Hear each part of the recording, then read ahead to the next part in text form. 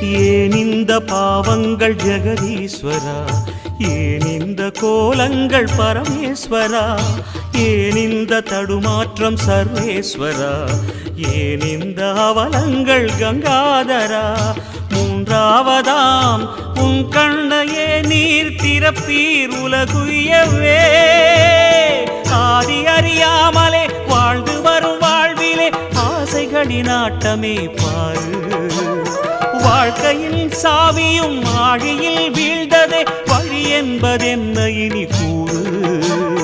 கைலையில் தாண்டவம் ஆடியது போதுமே, பூமியில் நீ